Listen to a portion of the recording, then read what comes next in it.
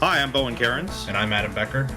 and you're watching the third of four groups in the round of 24 for Pinburgh 2012. Yeah, we're going to be watching Group R today with Josh Sharp, Derek Fugatti, Gavin Miller, and Keith Johnson. So, Keith Johnson, we've heard from him. He was in the Final Four at Pinburgh last year, and of course he is one of the lead programmers for lots of great Stern games and now working for Jersey Jack Pinball.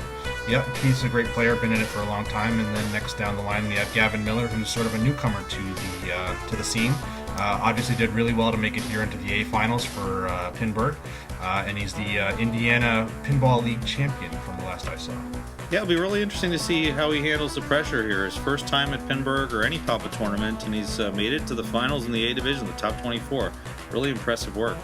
The third player here is Derek Fugatti, Classics Master. He won the Classics at Pinball Expo in 2011.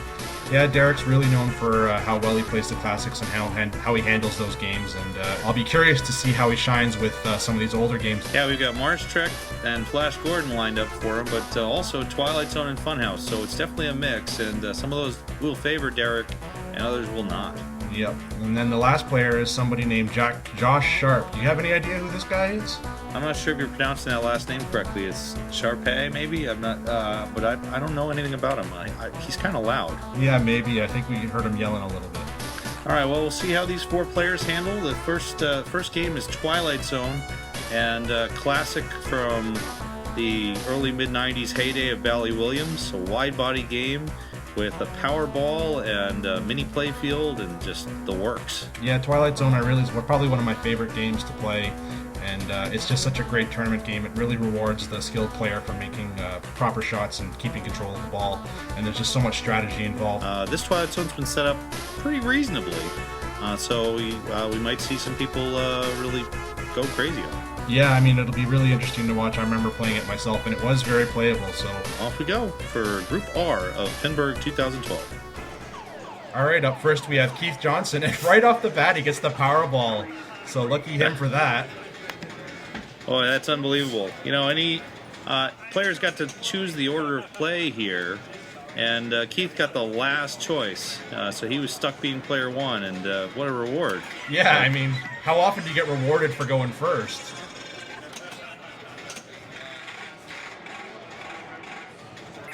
This is a tough start for the very first ball of the very first game of the day for Keith, because that Powerball is pretty quick.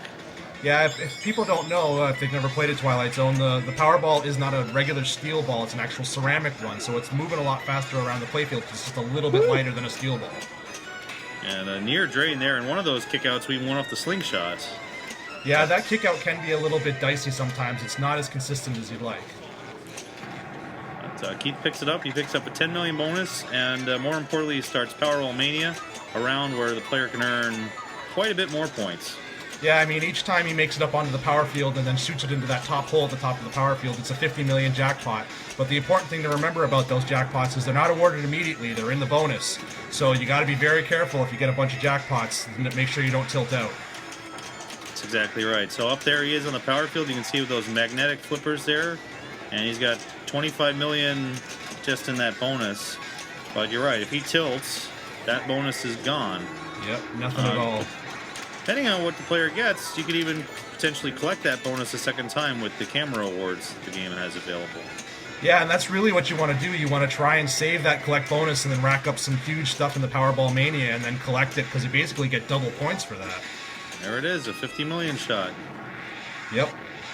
And I guess the other thing to mention here is that you may see people using, I guess, what's known as a bug on this game in the Powerball Mania, where you can have a ball up on the upper playfield and then shoot the camera shot, and it'll actually award a jackpot. Yeah, that happened because the power field, initially they wanted a switch on it to tell you that when the ball had exited the power field. That switch either got removed or costed out for whatever reason. And now the switch that tells you if the ball left the power field is the camera switch.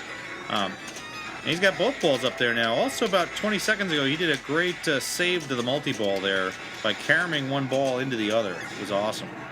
And there's the jackpot number 2. But the other thing you got to remember when it's up there for that secret jackpot, there's an opto that's up at the top where that hole is, and you need to break that opto beam in order for it to register the camera shot. Otherwise, it won't take. Exactly. So 2 jackpots, 150 million. This is just ridiculous. There's a third one right as the other ball drains. Holy mackerel, this is incredible. So 204 million just for being player one, basically, and playing really well, obviously, during his multi-ball. It's no gimme to get that big score there. Holy mackerel! What a start to the day for Keith. And like you mentioned, his score looks awful. It's only got 30-some million. All right, 40-some million now. But yeah, that's what I was saying. You gotta make sure that he gets that, either the collect bonus if he can get it off the camera, which is lit there. I don't know if it's lit right now for collect bonus or not, but he cannot tilt out. Like, you gotta pay him pins and needles at this point with 200 bonus sitting in the kitty. Oh, and he got screwed there by the lock. The fast lock will start another multi-ball if he can put in that yellow lock shot that he basically hit. That's a disappointing end of the ball. Bad luck there. Yeah, but I mean, smart decision not to shake the machine too much with all that bonus. Sitting on 263 million. It's a good start, maybe an intimidating start to the other players. Here's Gavin Miller for his first ball of finals. Yeah, I mean, starting with 200 and some odd million on your first ball has got to feel really good, especially starting on your first day of Pinburgh too, right? Or Pinburgh finals. Yeah, Gavin makes a three-way right off the bat. Left ramp, right ramp, and the clock. And that has added benefits besides starting a mode. Making those two shots lights the lock, and he's gone immediately to the lock. Yep, you need to spell gumball in order to light your lock, so the shot to the piano was just a nice way to get control of the ball again back on the right flipper out of the slot kickout. He seems to be kind of hitting the clock a little bit. I don't know if that's on purpose or if it's just caromming into it as he's making ramp shots. That looked intentional right there, and we haven't seen Gavin play. At least I've never seen him play before. Ooh, nice handling of that there. That kick out off of the right ramp can brick out a little bit. Boy, that was big value out of that mode. 42 million clock millions. Yeah, dangerous thing, but he seemed to pay off for him well. But I don't usually like shooting that clock target myself. And an on-the-fly shot into gumball. I'll cash in an extra bonus for spiral, but mostly just the gumball payout. Probably go for the lock here. Yeah, but I don't know if going for the gumball at that time was a good choice, because now he's put the Powerball one away and he doesn't have a way to light his next gumball yet, so he won't be able to collect the Powerball until he gets his next gumball. So it leaves an opportunity if he drains now for someone else to pick it up. Sweet right out lane save there. But I agree, the usual play is to get two gumballs lit. This game in tournament settings, nice. He's got the second lock. Let's start multi-ball with one shot to the left ramp here. But whoa! Oh. Sort of a reactive flip out of the slot machine there off the 5 million target and straight down. So that was, I guess he should have tried to handle that a little bit better coming out of the kick out there. That had worked for him earlier in the game. His very first flip was out of the slot machine directly to the left ramp. So I think he was expecting the same flip. And with what you said about the kick out being pretty variable, he probably just wasn't expecting any kind of change in that. Yeah, I guess. Solo, solid ball. And Derek Fugatti takes over. And we'll see what Derek can do here. Good bounce over there. Did he get a trap? And shot to the gumball. He's gone left ramp, right ramp. Perfect. Now, can't get that third shot. And, it killed him. Yeah. That left lane is really the worst one. I mean, it's that was a power out lane there for sure, but it's really tough to keep control of it once it goes over there. Many drains happen on this game once that piano shot gets missed. And Josh takes over. Player 4. And we'll see what he does with his ball here. There's the piano. I'm seeing a lot of Josh's hair in this game as he tends to move his head pretty high when there's an upper flipper shot to be made. Well, I guess those people with hair do like showing it off when they have it. No doubt. Oh, that's a great move there. Just Very the right nice amount of touch on that. Yeah, that was great. At least now players will know where the tilt is. You can get away with a little bit on this. Yeah, and there was a 30-second warm-up that players had on each game to get a sense of that as Josh takes some water during his break. And he's just waiting for the tilt bob to settle down a little bit. Which is definitely smart, given the shove that he gave the machine for that. But it was a really justifiable move. And a lot of players won't risk an outlane shake early in a game because they're worried about points. But realistically, there wasn't much risk in doing what he did. He was going to lose maybe $1.5 million in bonus if he had let the ball go. And so why not? Yeah, Instead, you get an extra turn, and there's just huge value in that. Yeah, I 100% agree with you. That early in the ball, there's no reason not to give it as basically a harder shove as you think you should to keep the ball in play. What about going for gumball here? Well, yeah, I mean, at this point, he's got one shot to gumball, and he's got his Powerball. I don't know if he's realized that it's only one shot away at this point. You may not have watched Gavin put the ball in there to know what his situation is. He does have 2 gumballs ready, so he may not be thinking about it. He may be thinking about, and there it is, regular multi-ball begins. So do you prefer going in the lock on the right-hand side? I like to go for the left ramp because at least you get one feed. I like the ramp because you'll get that feed, and he maybe likes to bop it over and bounce it. But, it didn't work out for him there. He's going to maybe get a jackpot here. The jackpot is the piano. Good shot there. Yes, very nice. And that's great recognition too. A lot of players who maybe aren't as experienced will often let a ball just fly right past that mini flipper when it's lit for jackpot. And you just got to train yourself to move your eyes. Oh. Man. Whatever. Lucky bounce into the lock or the piano shot there for a second jackpot. You got to call slop, and he gets a mode besides. That was fortunate. Now this would be a great time to start Powerball Mania. Agreed, and he does it right there. Well, not started yet, but he's at least locked out the Powerball now, or part out the Powerball now. Powerball Mania with Clock Chaos, you get a pretty good opportunity to pick up some extra points just at random. And that was pretty. That was very pretty. Yeah, that was very nice. So it looks like most players have recognized that they can let the ball bounce over out of the slot machine kickout, and there's relatively little danger in that. It'll be interesting to see if when Gavin takes over again, if he plays it that way. Yeah, that kickout does seem to be pretty reliable for the bounce over, so we'll see if other players pick up on that. Getting a lot of Clock Chaos points out of that with that slop. Oh, there it is. And that's number 1. We'll see what he goes. Got to go to the left ramp, and then that'll relight the jackpot up in the power field. Yeah, Keith had done that so quickly we didn't even get to mention how it was relit. But 2 chances there at the left ramp, 3. Looks like he's going to try and get control. Corral the balls and worry about it then. Oh, jeez. As we're yelling at him, we can hear Josh yelling at himself at the same time. Well, fortunately for him, the misflip didn't cost him much, and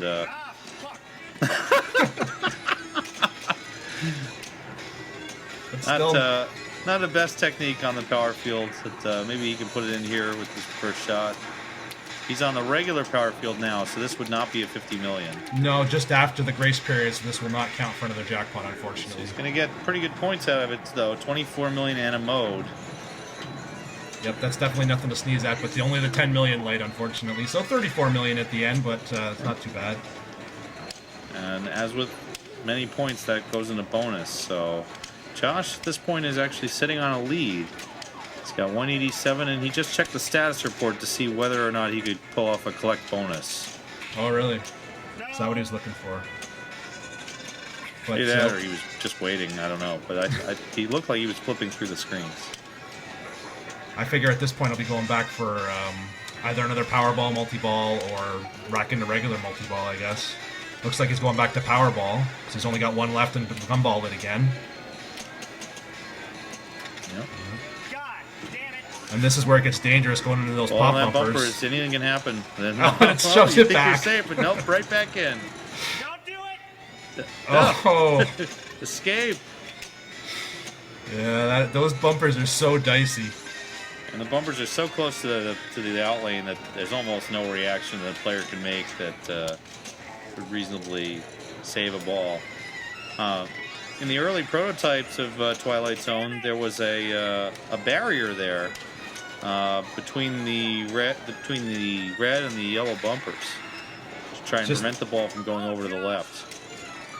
And it turned out that made things worse because then the ball would fall out of power fields, glance off that barrier, and then right down the middle instead. Wow. So players would lose the ball a different way instead, but it felt even more of a screw job than losing it out of the bumpers. So that barrier was removed for the production machines. Josh into his second Powerball Mania on this one ball. And, you know, the one thing to really note here is that this is all after that double danger major shake at the beginning. It's an excellent point. He could be sitting on $3 million if he had a tighter tilt. It's a jackpot, and he's still got another ball up there to go double. Come on. Nope. Timed out.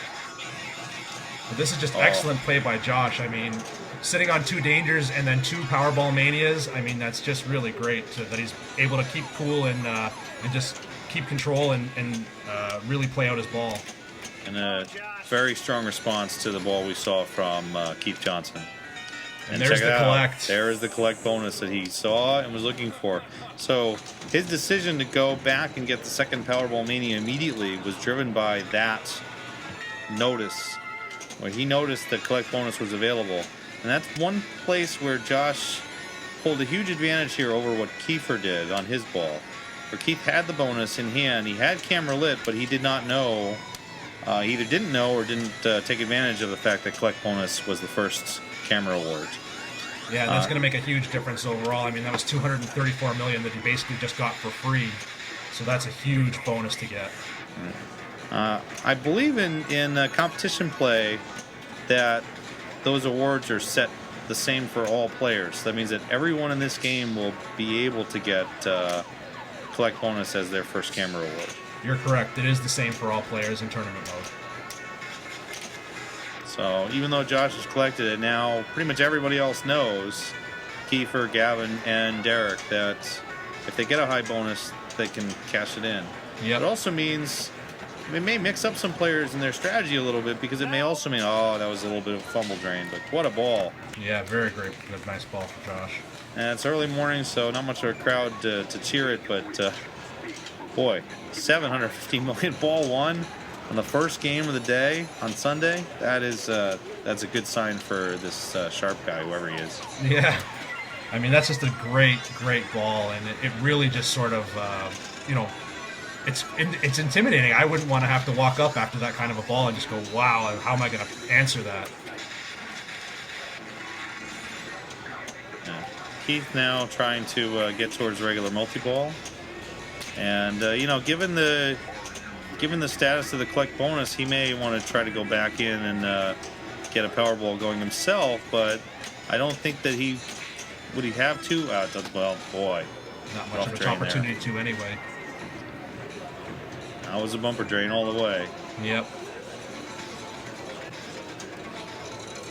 And now we've got Derek Fugatti stepping up, and Gavin Miller as two stepping up here.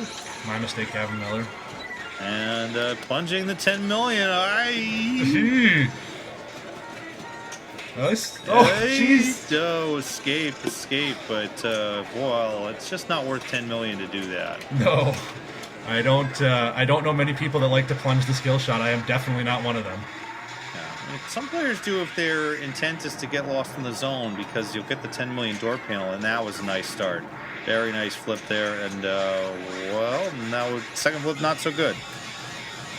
No, yeah, not a great second way to handle that ball, but he's still got one more coming. He'll get the camera to relight his neck jackpot. And here's a shot immediately for second. Beautiful. Very good. Second jackpot right away. 40 million first jackpot, 50 million second jackpot, and the jackpot will just keep going up by 10 million each time. So you can really pull a lot of points out of this. You can get, say, 4 or 5 jackpots. Well, and also those 5 million targets standard around the playfield. Every time you hit one of those, it adds 5 million to the overall jackpot value as well. That was a bit of a rip job, having the ball fall down out of the bumpers and drain before he could get anything else going. But still a good pickup on the multi-ball. He picked up about 90 or 100 million there, so he'll just have to go back at it and maybe pick up another Powerball or pick up a Powerball and then maybe go back to his main multi-ball. Yeah, this is where Gavin's decision to take that earlier gumball is hurting him. He has one gumball ready, but Powerball is 2 away, so he'll need to pick up another one, say from the slot machine, which would give him gumball, or just from the run of play getting second lock. So it's not as near as it is, and then he's doing it again. He's cashing in a gumball, and this is really risky. Yeah, I 100% agree. Not having that second gumball ready means he has to either get another lock and then make 2 more shots to get gumball ready, or make a risky shot to the slot machine to get the first gumball, since that in tournament mode that'll be the first award every time. So the slot machine here might be a good choice. I'm not sure what that shot was doing. I'd be going for my lock at this point just to get so I could actually spell gumball again off the left and right ramp personally. Yep, and unfortunately a cash in here, the collect bonus. It's not going to be worth very much here. Only 28 million, I think. No, oh, okay, it's town square as well. 44, yeah. But compared to what he could have if he had a nice Powerball, he is playing well. He's playing good pinball, but strategically, I think he's being he still needs to make some different decisions like the this. Skill shot again. Oh my god. Oh, that was a little lucky there. The ball never landed on that kicker completely, and so it didn't fire into the bumpers. Well, it just fired it into the slingshot instead. I don't know if that's much better. That's true. It wasn't exactly safe, but it wasn't in ridiculous danger. Just totally and mostly danger. Yeah, and. Not to pick on experience here, but in a game where there are no extra balls, players tend to make much more conservative decisions about things like this. Where if you're playing in an arcade or if you're playing at home where there are extra balls on, and Twilight Zone hands out a lot of extra balls, you could be sitting on like 2 or 3 extra balls and then go like, yeah, I'll shoot a ball into the bumpers, no big deal. But if it's competition, forget it. In any case, Gavin's playing some great pinball and just got the Powerball out. Yep. And we'll see if he'll be able to shove it back into the gumball to start his Powerball mania. He's not too. He didn't bounce it over like the other players. It still worked out. He slammed into the clock target there.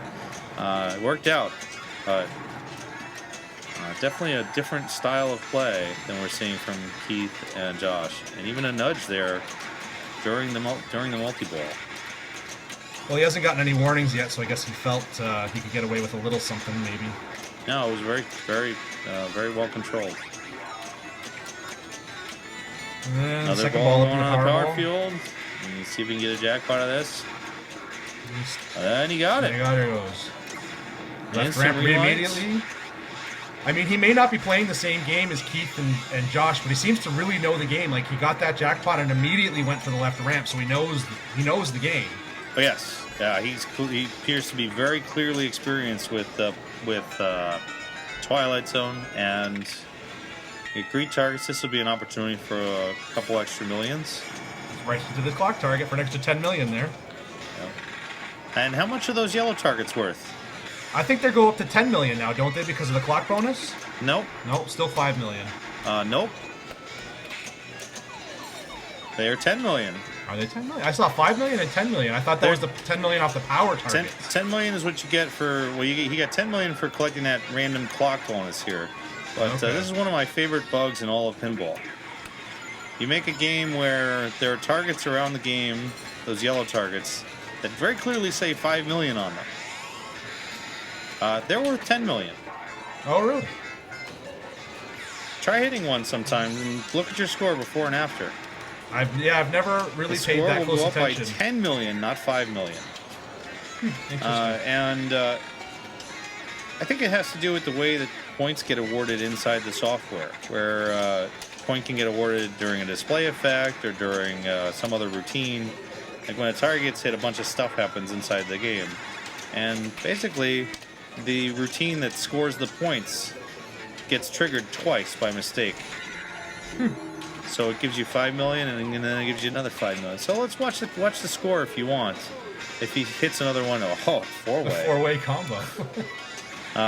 Let's see, if you see him hit a one of those 5 million, never mind. Well, we'll watch for it. Maybe someone will hit it again. But what a ball! Yeah, Gavin great Miller, response. just an incredible response to Josh Sharp's ball. Big bonus, 158. That's going to put him right up against what Josh had on his ball. And just amazing play right here at the start of the game. And we'll see if Derek can compete with that. Oh, my! Wow. I guess Derek was hoping for that hop over, and it just, like I said, the erratic kick out from the slot, it just didn't go for him, and he got left holding, just staring at the playfield, basically. And that hadn't happened to anyone before this. It looked like that bounce over was safe, and there it is. It is safe for Josh. Apparently, if your name isn't Derek, you don't get hosed by that. But yeah, I mean, you got to feel real snake bit about that. I mean, coming out of that, it's been doing that all day, and first time he comes out for Derek, it's down the middle. And like it or hate it, that is one of the big reasons why we love pinball. Yeah. Never the same twice, that's for sure. That kind of crap just happens. Nothing we can do about it, unfortunately. 26 million on the power field for Josh. That's a good pickup considering he didn't actually collect it. Yeah, if he had collected it, man. Boom! 52! Yeah. And another Powerball. Josh receiving the gift of the Gavin again. Yep. And it bounces over just fine, no problem. Oh! Josh yelling at himself. Let's see. Bounce over. All right, bounce over. And there he goes. Take that to a full trap maybe, but didn't need it. Nope. And we'll see if Josh can put up another strong Powerball Mania. This is his third Powerball Mania. Yeah, this is I mean, Gavin keeps basically giving it to him. So he just keeps being able to collect it over and over and over again without having to need more than one gumball each time. I like Josh's action on the power field. The balls are on the power field. He just flails the flippers as much as he can. Those are flippers that can be used for positive purposes. Well, I mean, he's trying to get the as many switch hits as possible at the same time because it's 250,000 switch hit, and yeah, there it goes, bang. Oh, getting the jackpot after it's told you the total for the multi-ball. So that goes from 42 to 92, just like that. That's some style points right there. He's playing with the proper style, this Sharp. Back into back into regular multi-ball. So he's got two balls locked, so he just needs to make that shot on the right lock shot, and he'll go into his second multi-ball. Is this his? This would be his second regular multi-ball, right? Yep, second multi-ball. Okay. Let's see if he hits a 5 million target. Let's aim for the one specifically right beside the slot machine. That should be a good shot. Mm-hmm. Taking a break, sip of water. It's usually just settles. It's a smart play. I mean, it calms him down and immediately makes the shot as a result, so it's obviously working for him. Start this multi-ball number 2. He's getting the shot to the piano immediately and misses, unfortunately. So that first one. And I think it was you who likes to both go down right away, so he's going to start a lock or have to start a restart. Oh, no. Josh not happy about that shot. No. We should just let Josh commentate for us, I think, at this point. He's making it happen. There it is. There it is. So you can carry over your first jackpot. Later jackpots are at the lower value of 15 million base instead of a 40 million base. So you lose 25 million per jackpot by having to go for the restart. Oh, really? It's a full restart, 3-ball restart. So you can actually still turn this into pretty good value. He's having a tough time getting that jackpot shot this time around. You know, that value is there. It is a 5 million target. Nope. Jeez, how many times are we going to hear that? Oh! Roughed. Double drain. That was nasty right there.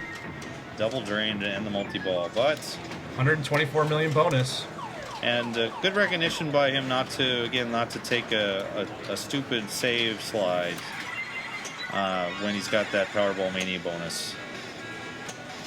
Yep, definitely for sure. You don't want to risk that 124 million. I mean, that puts him up around 933 million, and it's a huge hill to climb for Keith here, and Derek's got it even worse with only 26 million on the board. So he's going to have to be looking at it and going, okay, I basically just got to catch. Hope Keith doesn't do something massive and catch Keith. Yeah, what do you think Keith would? What would you do in this situation playing against these two big scores? Well, I do exactly that. Start my next multi-ball and see where I am after that, and then try and get another gumball and make sure I have my 2 gumball stacks so I can start my next Powerball Mania, basically. And especially with everybody having a ball to play, it's not like he's chasing. As player one, he's not chasing a specific score. He's just chasing high score to date, basically. Yeah. I think I saw that the high score on this machine going into this game was like 700 million, and both Gavin and Josh have crossed that now. Wow. And that means they both beat the highest score anyone put on it during all of the main 10 Pinburgh rounds. Yep. That's finals. That's finals. Bring your A game, that's for sure. That looked like a sure jackpot for Keith. But he's doing really nice at keeping control of the ball and trying to just go after that jackpot and keeping that one ball on the right flipper. Well, we could see a cradle separation here. Yeah. Nice over-under, very nice. Let's get that jackpot, Chief. Nice there shot. It is. And we'll see him go for the orbit, I think. Yeah, he tried for the orbit to get the magnet to stop it. That was almost a brilliant move there, trying to bounce it over into that. He's going to need... This is tough here because he needs the ball over on the upper right flipper. And if you have a ball trapped, you really just can't let that happen. If players who can stage flippers can have success with this. But that's a rare skill. Well, I think we have one person in this group who might be able to perform that feat. Gavin? Yeah, Gavin, that's it. Oh. Lousy drain there to end the multi-ball, but he did pick up a jackpot, and now he's over 400 million. That was interesting. I wonder why he didn't go for camera there. Oh, I know. He's got collect bonus. That's right. He's ignoring that camera. I mean, that's a smart decision, but, you know, not shooting in that camera does make things a lot harder to get control of again. Yeah. So the knowledge that the collect bonus is there changes his play in good ways and bad ways. But he wants to dash into Powerball Mania, I think. Yep. It's very smart play on Keith to recognize that collect bonus there and just get right into his Powerball and try and bang that out. Ooh. 3 shots right away. Yep, very nice. Gumball, Powerball. Beautiful stuff. And we'll see if Keith can capitalize on this Powerball here. He's really going to be looking to capitalize with that collect bonus and waiting too. Mm-hmm. It's interesting with Twilight Zone, they made this great ball, this super power ball, and then they actively encourage the player to just get rid of it as quickly as possible. Oh. Lousy bounce there. 9 million. That's not, I think, what Keith was hoping for. Yeah, Keith's mumbling a little bit about the bad luck he had there. Super skill shot, also known as 10 million. Yep. Yeah, the awards there are Battle of Power, Light Outlanes, and Light Extra Ball. And the Battle of Power is the only one that's even useful in the competition setting. Yeah, because extra ball gives you nothing. You don't even get points for the extra ball. Doesn't like the extra ball at all. So, ooh, collect bonus. Well, nice carry him into the piano shot there. Get a few pickups on his hitchhikers, so 14 million for this. So, let's see, and then none of the players are really anywhere close to a lost in the zone. No. Keith's the closest. He's got 6 panels. But realistically, it's not a goal worth chasing right now. I think that for him, chasing... Oh! That was nasty. Yeah, nothing he could have done about that power drain down the left out lane. There's nothing he could have done. It was a center drain first that he did a slap save on. And then the slap save just produced a left out lane instead, unfortunately. So... Great score, but unfortunately for Keith, his 527 million is going to be at best third. Man, what a way to start your day.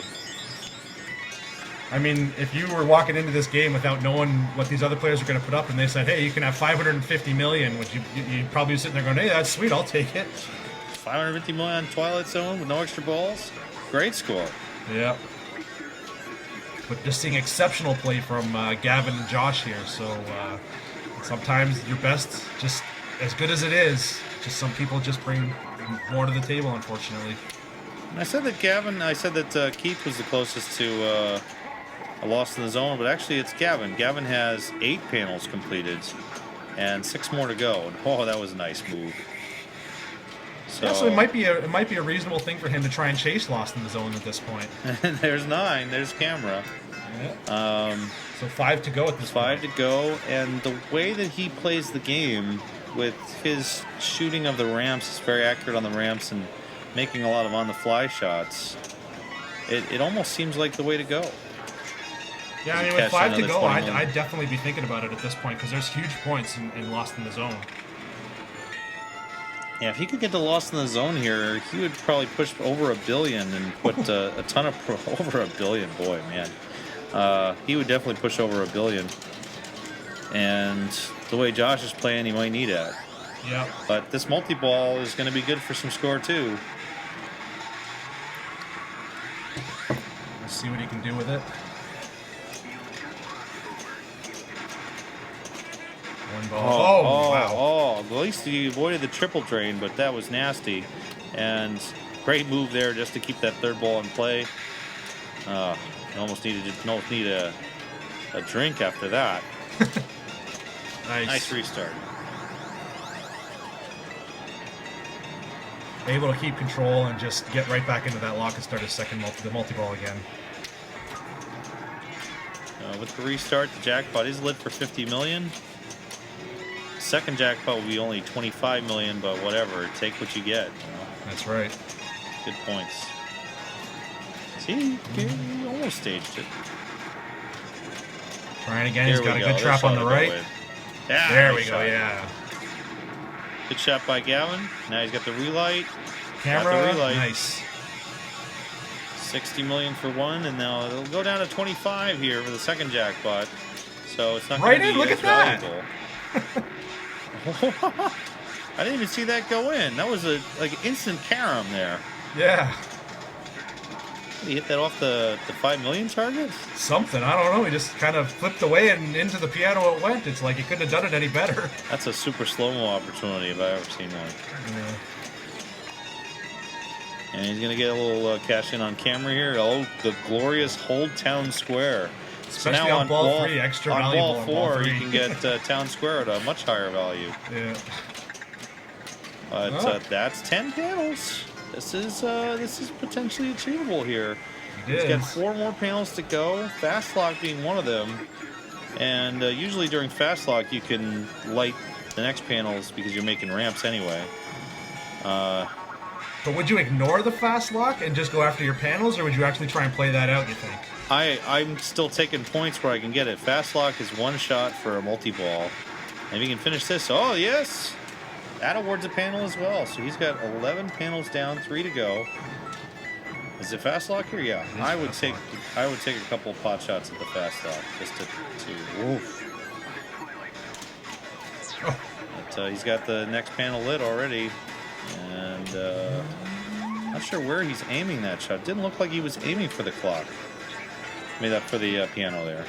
And caromed one into the piano anyway. Carom went into the piano for super slots. That's 12. Woo! What a save. Greed, hitchhiker. He's right there. And he does start fast lock. Some sweet whirlwind music is on the way. Yeah, I do like how the fast lock will change up the music a little bit for about, 4 different games that it'll play, or 5 different games? So this was the 6th game from Pat Lawler. And so the fast lock music goes through all of his 5 previous games in reverse order. It goes Addams Family, Funhouse, Whirlwinds, Earthshaker, and finally Bonsai Run. And he picked it up about halfway through the award, so he got the Whirlwind music. It comes with a soundbite from each game as well, a couple sound bites. And like some of the music is actually a little different from the music that was in the original game. And oh my god! Oh, that would be a nasty ending to the ball here. But Gavin has now pushed ahead of Josh at 980 million. This is incredible play by both of these players for the first game outright. And hey, here we go. He's got one more panel besides this one. 28 million for the Hitchhiker pickups. At this point, if he can hit the piano, if he can hit the piano one more time, we're gonna see Lost in the Zone here. He's right there. Come on, Gavin, you can do it. He's gonna get this. He's got to get it. And he's aiming for. I'm not sure what he's aiming for there. He's going Here for the slot. What the? That's weird. Wow, the ball kind of hung up there a little bit, and hopefully that didn't take it away from him. Just took him out of his momentum a little bit. And get the ball, Oh, no! Oh, that's tough. Oh, man, the worst time that you could have drained that question mark just sitting there taunting you, but excellent ball for Gavin at the end. 1.1 million.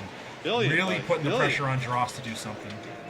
My goodness. That was ridiculous. That was great.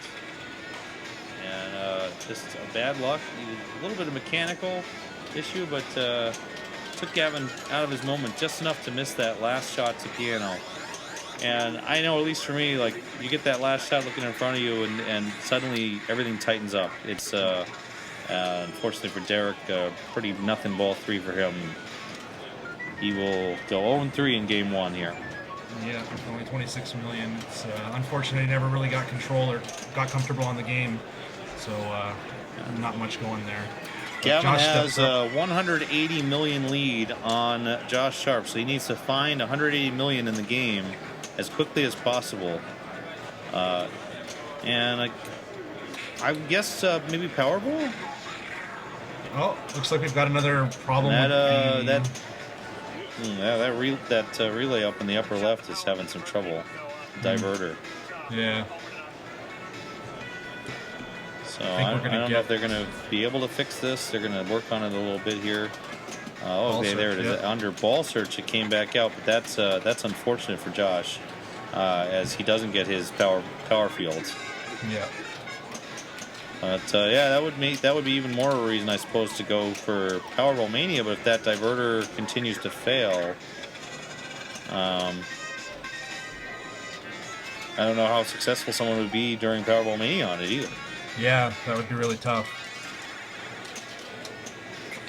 So Josh needs that lock because he's going to shoot and like the next lock in order to cash in the Powerball. So probably backhand the left ramp here and then try for the right ramp. Oh, post transfer instead. Ooh, fancy things. Right ramp, or left ramp, right ramp. And the diverter worked this time, so he's on the power field. Oh, God, he's on the bumpers. Oh, boy. Be nice. And here comes the Powerball. Okay. Josh at just over $1 billion now. 1.03 billion, given the points he just got for cashing in the regular gumball.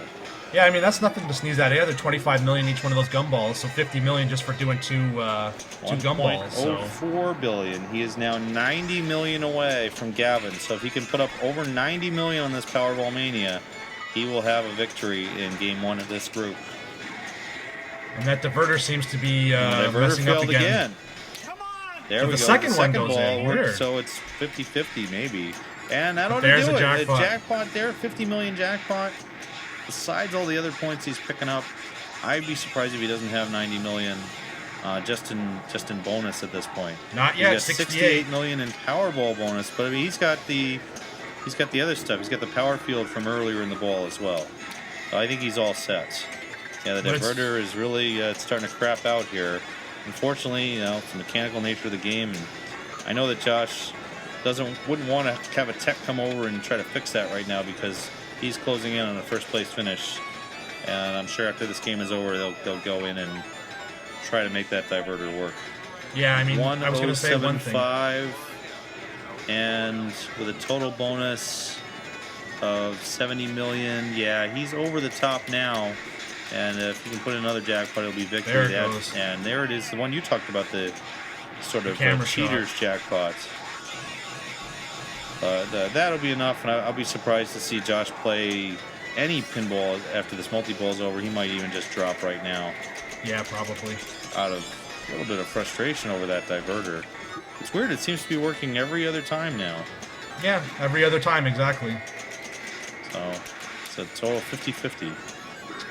But I was going to say, it's great play by Josh to just keep control, like to have that malfunction going on and being able to recognize that it's happening. All right, now it's less than 50-50, but shoot, man.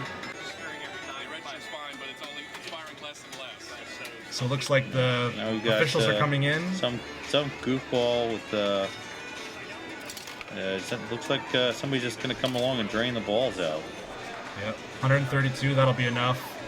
And that will give Josh first place in what was an amazing game of Twilight Zone for everyone involved. So a little bit of a sad ending there. But Josh Sharp seals the victory with his 4th Powerball Mania of the game. A dramatically awesome score of 1.23 billion. Both Josh and Gavin putting up the number 1 and number 2 scores on the game for the weekend right there. Just amazing play. Any final thoughts on this game? That was just amazing play, and I mean that was game 1 of Sunday finals, pre-quarter for both of those people, and to put up those massive scores. And Keith too. I mean, 500 million on Twilight Zone.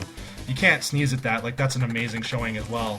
So just great play from everyone. Unfortunately, Derek never got to really control the ball and never got a feel for the game, but I'm sure he'll get an opportunity to play again. Hopefully, if this round goes better for him, and maybe he'll pick up a better chance on it next time.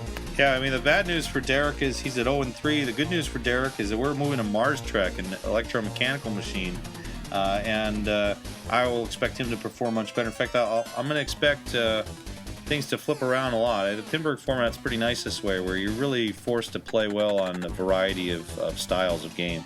All right, so rather than show you all of the balls of Mars Trek, we're going to show you all of the balls of one player. That is Derek Fugate, a classics master at work. We'll talk a little bit about what the other players did, but let's watch Derek as he torches Mars Trek for a huge score. So player 2, Gavin Miller, put up a decent score on his ball 1. The rest of the scores are pretty crappy. Yeah, doesn't look like anybody did much of anything. Here's Derek. And some subtle nudging there. You see him nudge as the ball hit that left slingshot, and it got the ball under control. That was very nice. I think what you'll see Derek do a lot here is try and get control on the right-hand flipper and then shoot to that upper loop, because that will add 1 bonus, which is 10,000, along with hopefully going into the scoop or into one of the lanes, which is another 10,000. So a bad drain there from Derek, unfortunately, off the top of the sling. Yeah, he missed a shot to that loop, and it cost him. And but we'll see his ball 2 now. Going into ball 2, the leader is Gavin Miller at 260,000. So Gavin playing pretty well on his first 2 balls. And there's that loop I was talking about, just going after that. And there is a collect scoop on the right there, so Derek immediately goes for that and clicks up that bonus. So that hole on the right is a collect hole. And that'll reset the bonus back to 10,000. But more importantly, it gives the player an opportunity to add more. And that was pretty right there. And then the other thing to mention is there's the 2 in lanes, the E and the K, or the stand-up target. If you get the E and the K, it'll double your bonus. So that's something else that I think Derek is going to be keeping an eye out for, to see an opportunity when he can double up that bonus of his. What about the collect? Does it double the collect as well? If I remember correctly, I don't think it does. It only doubles it on the drain, not on the actual collect. Yeah. Then you're in a tough situation, very similar to Monaco, another game by Sega Sonic, where you can double the end of ball bonus almost at the expense of being able to collect it anymore. But I mean, at the same time, if you get it maxed, you can't really go anywhere from there. So you might as well.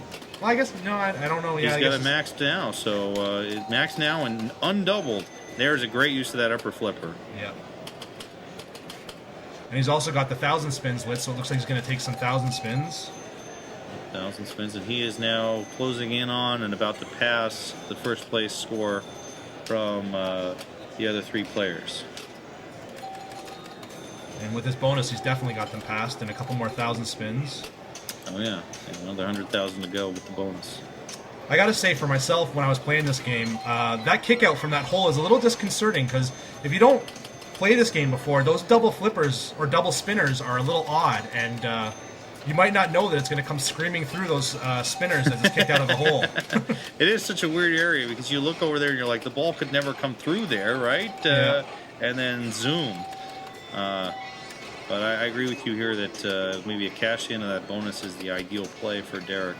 You get 1,000 spins, but there aren't that many. The other way he could go here is to try and get the K, and the K is lit now.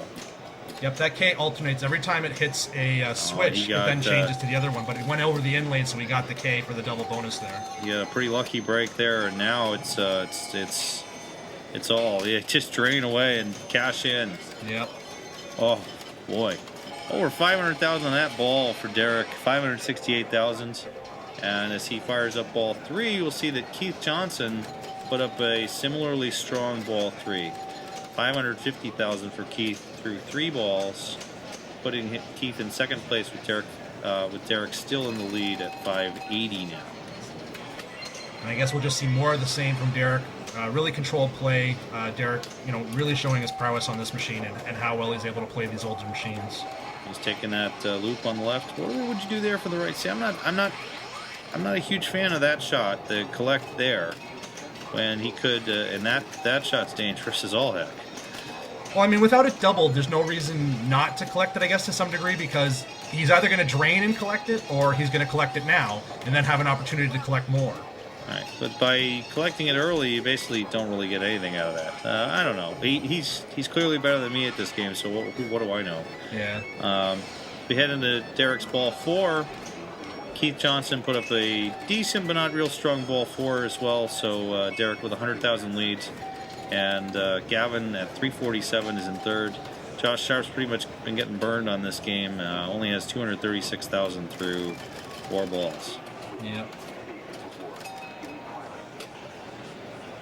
And see him go to the upper loop again. Oh, no, he missed it. He missed the loop, but almost got paid for it anyway. Yep.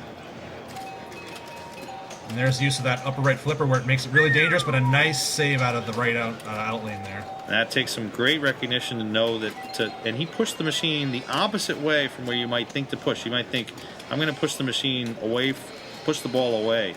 He's actually, in that case, pushing the ball towards the right wall so they can bounce off the wall and back out again. And it's very delicate to know when you're supposed to do that, when not to. Sometimes you push it off the wall like that and you push it too hard and cause a drain instead. It just takes a lot of skill and recognition and long-term play to make that happen. And Derek has got the double bonus again, so he drains here, but he is going almost to roll it. There he rolled over it. the top. Unfortunately for Derek, through 4 balls, he only has 8,700. Yeah. Oh, I'm sorry, 1,887,000. And ball 5, he's able to just plunge out and win. Second place finisher is Keith Johnson. Gavin Miller third, and Josh Sharp fourth. An actual direct reverse of the outcome on Twilight Zone. And that makes things really interesting because through 2 games, all 3 players have 3 wins and 3 losses. That means it's all to play for on Funhouse and Flash Gordon. No one is safe. Everyone on equal footing as we go into Game 3. All right, any thoughts on Funhouse, which will be the 3rd game in this Group R? Group R. Funhouse is a really pretty simplistic game.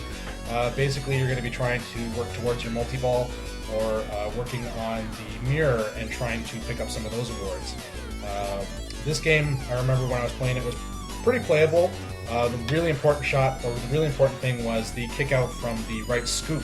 It was very easy to control. You could actually just hold your flipper up and it would come to a nice trap on the right-hand flipper every time. So that made the game very playable because every kick out of the mirror was an easy trap, and then every kick out, if it fell in from behind on the bumpers, was an easy trap. So the game was very controllable. So hopefully players will be able to take advantage of that. That's pretty critical recognition, so we'll see that in action. And as you mentioned, the Mirror Awards end up being pretty valuable. There's a quick multi-ball in there. There's a million shot, and if you get to the sixth of those awards, you get the Super Frenzy, which is a guaranteed at least $1.5 million basically, but it can be a huge amount if you stack it with the multi-ball. Yeah, so I mean, lots of opportunity there for people to pick up some big points, and we'll have to see how they handle the game. And all four players coming into this game at a 3-3 record, so this matters a lot. And off we go. All right, and first we have Derek Fugatti is player 1 on this game. Yeah, player who wins a game in Pinburgh will usually start off the next game because the other players in reverse order get to choose their order of play. And right at the beginning of the game, that green light you see on the playfield, that's a quick multi-ball, 2-ball multi-ball. So I would expect all players are going to try to dash to get that if they can. Unfortunately for Derek, that was a quick drain off the Super Dog targets and straight down the middle. Yeah, not much. Maybe worthy of a big shove. I mean, yeah, why not? I agree. He probably should have given it something because I mean, his ball one, he had barely done anything. He might as well find out where that tilt is and try and save the ball. No reason not to. As Keith Johnson takes over, he still snake bit on both games here. 500 million score on Twilight Zone and 750,000 on Mars Trek, and neither one of those. He's sitting on 3-3. He really deserves a better situation. Yeah, definitely. Oh my God. Jeez. Danger of shooting Rudy in the mouth too soon. Yeah, but I mean, right off the top of the sling, all the way over to the right outlane. I mean, that's just not nice. Let's just shake it off and get back in there for ball 2. Gavin Miller takes over. We'll see if he can get that multi-ball started. Almost a shot there. Went off one of the pest targets. Yep. And that's bad. Oh, lucky there. A lot of left ramp projections down the middle on Funhouse. Another shot to Rudy in the mouth. Funhouse has actually one of the nice shot there. I was going to mention that from the left flipper, banking it off the Super Dog targets and into the mirror can sometimes be an easier shot than trying to make that directly. And a quick million right there. Takes $1 million. That's big. And He's set up for got another a trap. one, and he recognizes that trap. Takes another $1 million. This is a good start for Gavin. Yep. This is exactly what you want to do. Get a couple million right off the bat. Another nice trap. Yeah, and he wasn't trapping so much on the Twilight Zone, so it's nice to see this style of play, which for Funhouse being a even more closed playfield on the right side, it's almost a necessity. Yeah, you can't be flailing around and hoping for the best. You really need to control and pick your shots and make each shot count. Almost got through the trapdoor there. There's another ball up there, maybe. But Gavin almost $3 million already on ball 1, with the other two players basically having a 0 ball. And right back into the mirror. That'll be a Super Dog. And this is usually ignored by players, but there is some points you can get by cranking the ball off Super Dog targets. But that's why you ignore it. Yeah. I mean, he picked up an extra couple 100,000 for doing that, but I'd rather keep my ball personally. No doubt. And a little bit of a pilot error decision. I mean, people may debate whether that's the right play or not, but it's just not worth enough points to put the ball out of control when other tasks like progressing towards multi-ball can be more worthy of the opportunities. Oh. And Josh starts quick multi-ball on a carom. Very fortunate there. He'll Take get a it. 2-ball. I would take it for sure. Oh, yeah. Well, you can't give it back. That's very true. Almost gives it back right there, actually. But as multi-ball begins, Josh should clearly recognize what Gavin did and be able to cash in the same way. But missing the shot here. He's missed 2 shots now at the $1 million. Yeah, he's definitely unhappy with himself for that one. Cradle separation fails. And back into single ball play. yeah, and for cradle separation on Funhouse, I like to backflip a ball into the hole on the right. If you get 2 balls on the right, and so bad luck for Josh, but his shot making probably could have been better on that ball as well. And he's in second place, but I would actually say he's in a worse situation than the other players because he has played this quick multi-ball and they have not. I agree. That quick multi-ball can be huge points, so the fact that it's still sitting out there on the table for 2 other players means that there's anything can happen in those next 2 balls. There's Derek again, and that's a nice slap save, and the tip over there as he starts quick multi-ball. Very well played.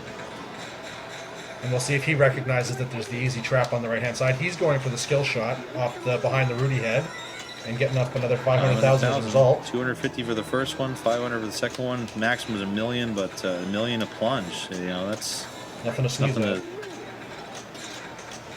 Nothing to shake a stick at. No, wait, no.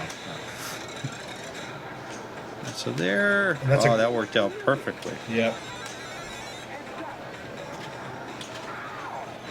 Nice million shot for Derek. Get control. Shot and the survival. He flips it to the ramp and a left ramp drain. That didn't seem like a necessary flip. It looked like he could have had control there. But anyway, he did get $1 million. Puts him over $2 million. He's got the left out lane covered for steps. Whoa! Oh no! What the hell? That was. Steps was open. That must have been some kind of a malfunction or something. That's I would not call it a malfunction. It's happened a lot. But, what we saw there was the ball squeezing out of the steps into the in lane instead of the out lane, and that I'd say that happens. I want to say less than 5% of the time, but it does happen.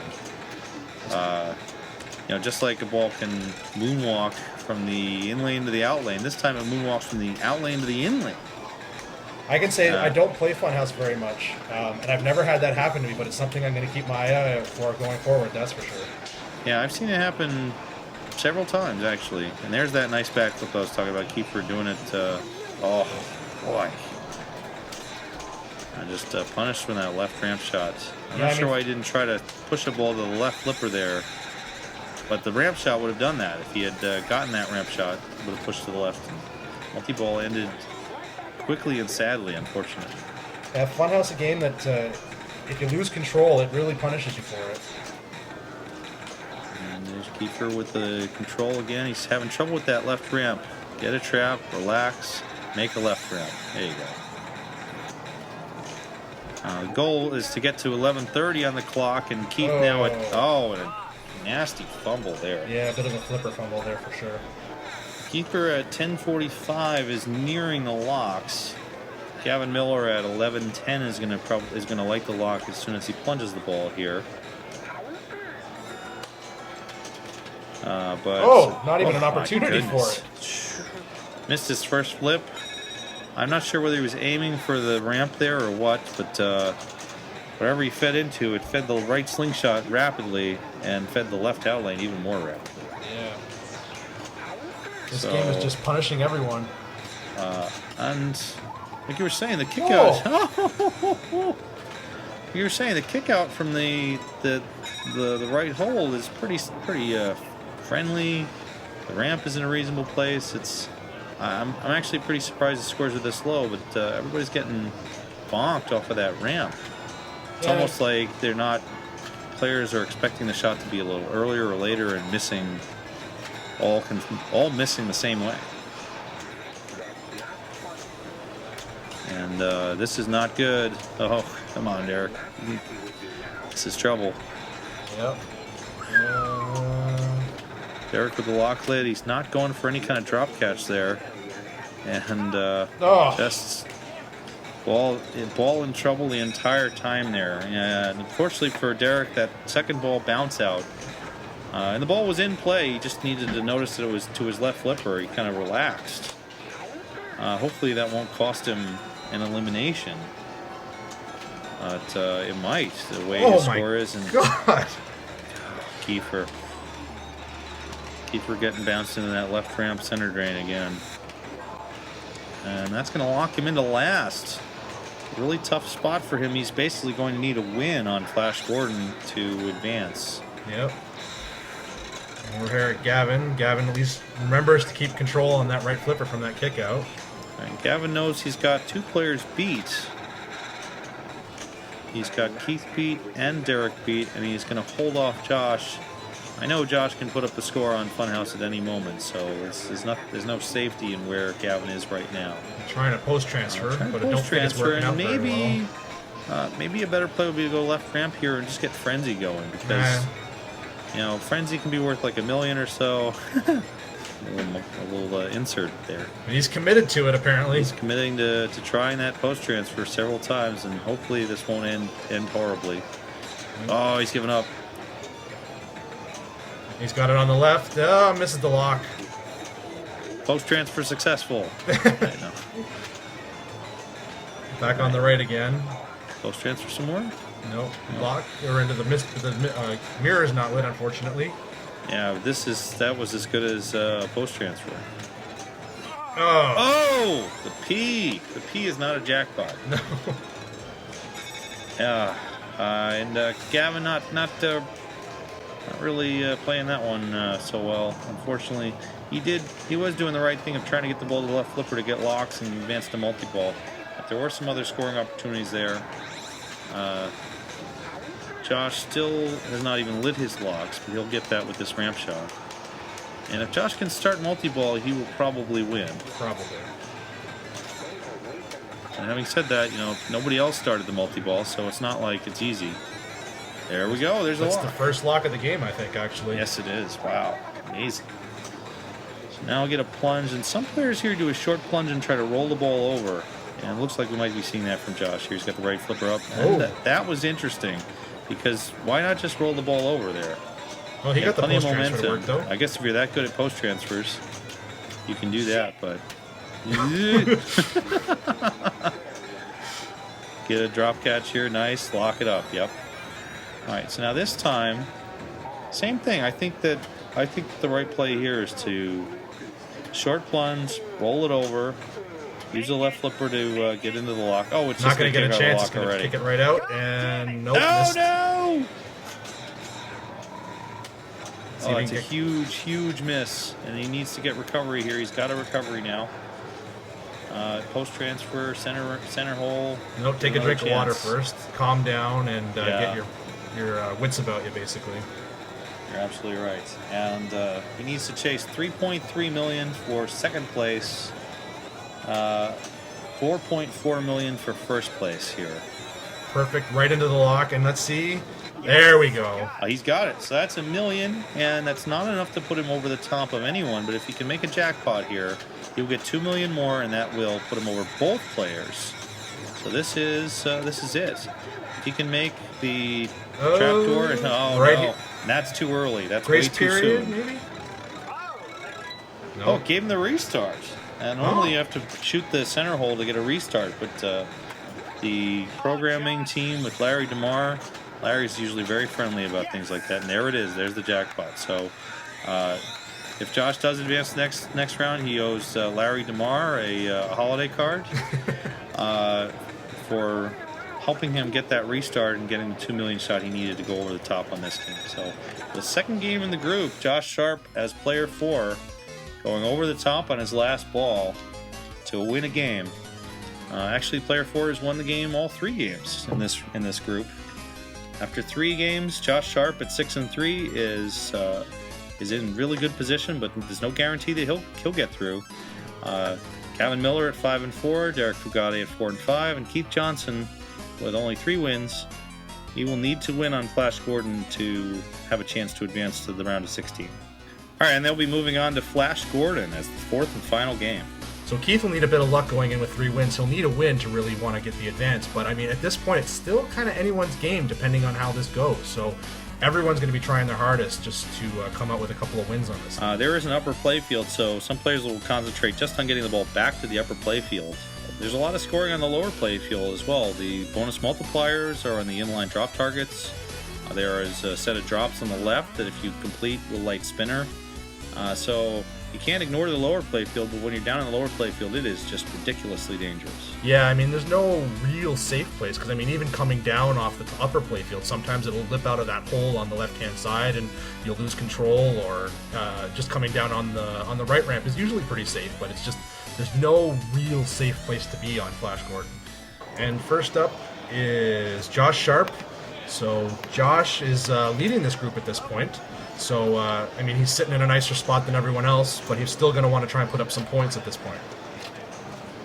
and a bad bounce at the top of the upper play field puts the ball down the bottom real fast, and oh my god! There's those outlanes you were talking about. Just slipped off the top of the right sling and down the right outlane. That's it. Yeah, he bricked a shot to the multipliers on the right, and sended ball won it 7,400 points. Meanwhile, Gavin, by falling into that hole, got 15,000 for falling in the hole. So Gavin in good shape compared to Josh.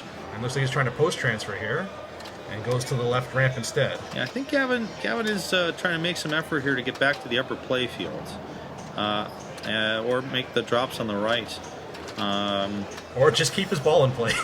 or just keep the ball in play. No doubt, he's got the 2x and the 3x. 3x, that's pretty there. Here, the 4x then is in the upper play field. It's really interesting.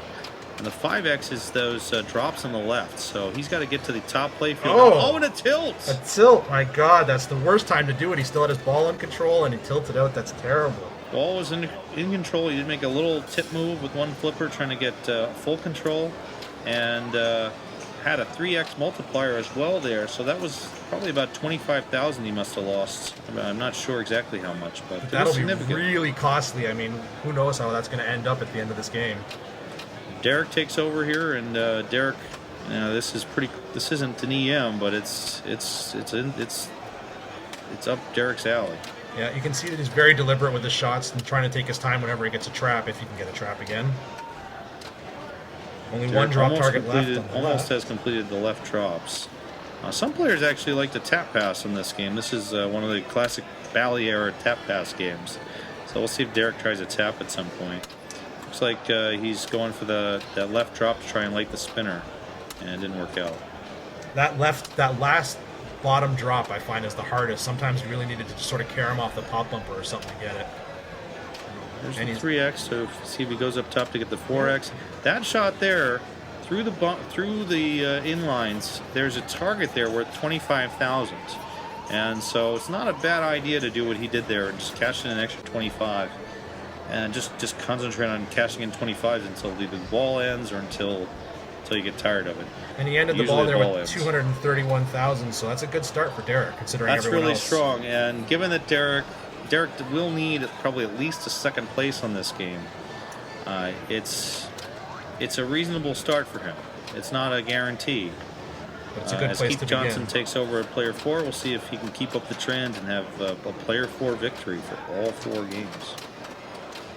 He's having that ball's just going everywhere, trying to get control. He's got it under control.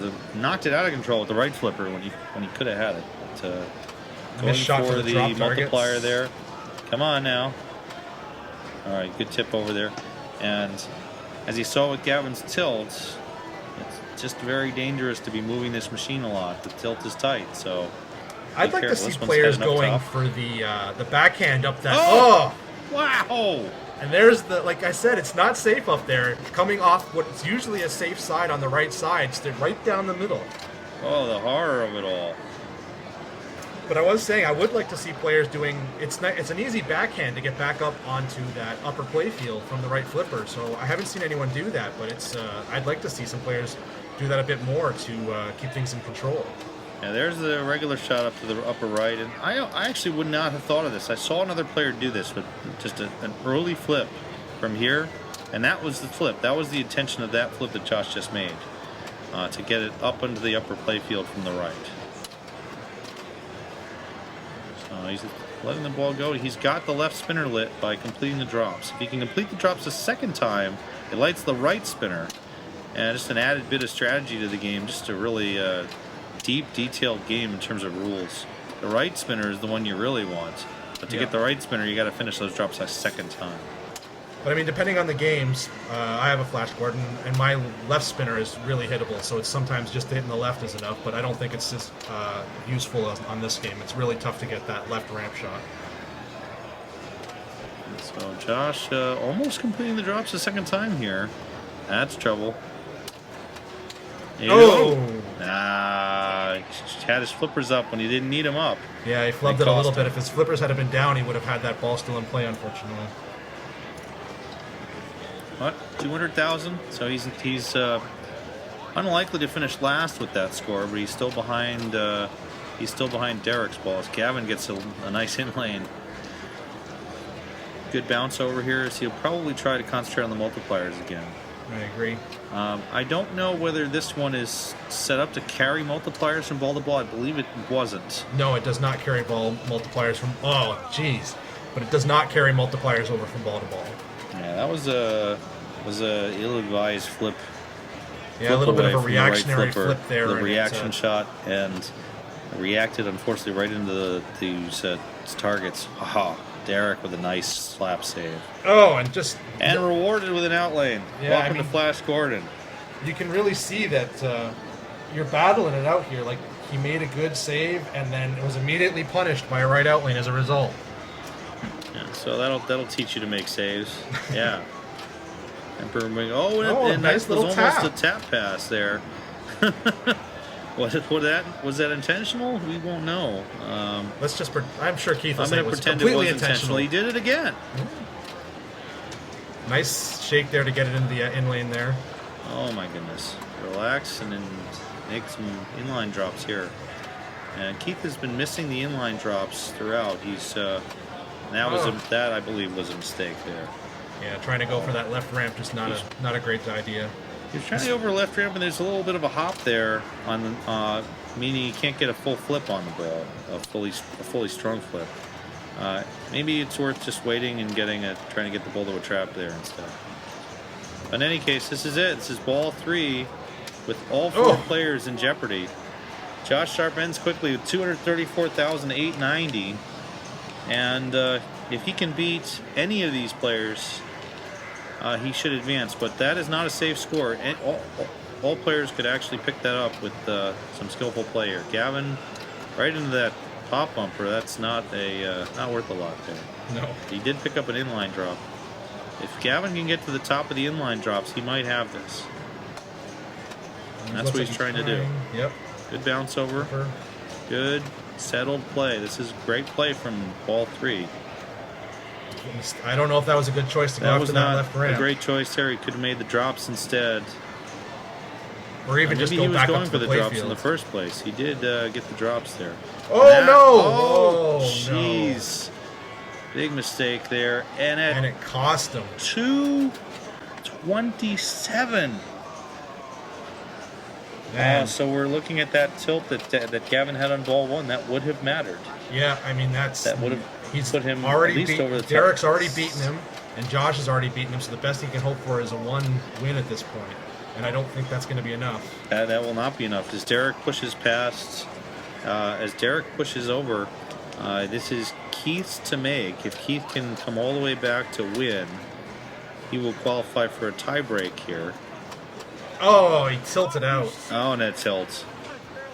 That was kind of a bogus tilt a little bit, but it was a reasonable tilt, the same kind of tilt as we saw from Gavin in the first from ball. Gavin's ball 1. But unfortunately for Gavin and Keith, that will be the last game that they'll get to play here at Pinburgh 2012. And boy, that just shows you every point counts. Gavin Miller, 7,500 more points on Twilight Zone, on Flash Gordon. 7,500 more points on Flash Gordon, and he pushes his way into a tiebreaker to move on to the next round. Yeah, that was just a tough break. I mean, he was just starting to feel out the game, and things were kind of going well. I mean, he was at 96,000 on ball 1, and just a little too hard of a nudge on that left flipper, and it dashed his hopes for qualifying any further in Pinburgh. I have to admit, though, for a player his first time at a Papa tournament, Gavin was outstanding. To compete well against Josh, Derek, to come one away from Lost in the Zone, 7,000 away on Flash Gordon, just $1 million short on Funhouse. There was a lot in it for him, and he really played well enough to advance. Josh and Derek had their strong games on Twilight Zone and Mars Trek, and without the strength of those games, Gavin definitely moves on. Yeah, I mean, the game on Twilight Zone between Josh and Gavin was just amazing to watch, and both of them just putting up astronomical scores. And I mean, to go in there and get 1.1 billion and still not take the full 3 wins, it feels great and it feels bad at the same time. Yeah, that was one of the best games of the first round. to be sure, and a huge battle. And unfortunately for Gavin, if Josh doesn't put up that extra 100 million on Twilight or that extra 7,000 on Flash, he gets to move on and play in the next round. But hopefully, good experience for him. I'm sure we'll see him again in future tournaments because he's clearly a strong competitor. Thanks for watching, and look forward to more coverage of Pinburgh 2012. Play more pinball.